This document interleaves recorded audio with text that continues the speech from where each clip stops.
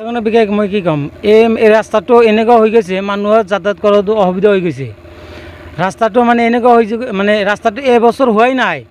ৰাস্তাটো বনাৰ পিছত বানপানী আহিলে, বানপানীৰ পিছত ৰাস্তাটো ভাঙি গ'ল। এই ৰাস্তাটো যে ভাঙি গ'ল, স্থানীয় ঠিকাদাৰ ফয়জল হক তেখেতৰ লগত আৰু কেইজনমান আছিল, তেখেতৰ নামটো মই উল্লেখ নকৰোঁ।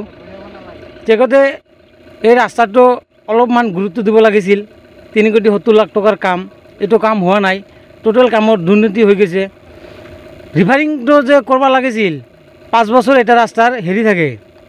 এতিয়ালৈকে এই স্থানীয় ঠিকাদাৰ এতিয়ালৈকে এইটো ৰাস্তাত অহা নাই।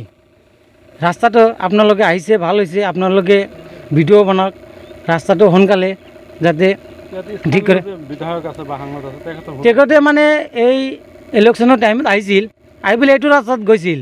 তেখেতেতো দেখিছে ৰাস্তাটো কেন বিধায়ক আছিল শ্ৰীযুত অজিত আলী চৌধুৰী ডাঙৰীয়া, তেখেতে আছিল, এতিয়াও আছে। কিন্তু এই ৰাস্তাৰ বিষয়ে কোনো একো মাথা নাই। 3,70,00,000 টকাৰ কাম, এইটো তদন্ত কৰিব লাগিছিল, তদন্ত কৰাই নাই। এই ৰাস্তাটো ক'ৰ পৰা ক'লৈ গৈছে? এইটো আপোনাৰ শালকাটাৰ পৰা ধেনাগুটি, এতিয়া আসাম মেঘালয়ৰ বহুত গাড়ী যাতায়াত কৰে।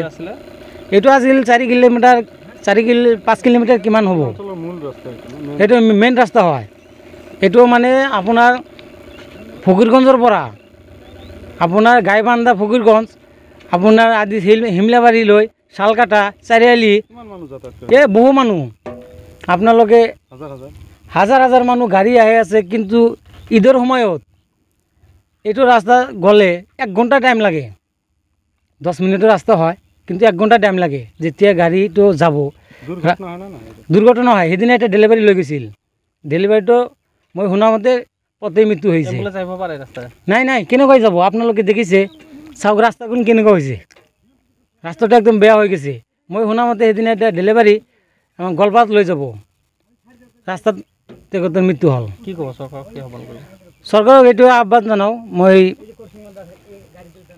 ডক্টৰ হিমন্ত বিশ্ব শৰ্মা ডাঙৰীয়াক মই এইটো আহ্বান জনাওঁ যে অতি সোনকালে শালকাটা টু ফুলবাৰী ৰাস্তাটো অলপমান গুৰুত্ব দিয়ক, অলপমান গুৰুত্ব দিয়ক।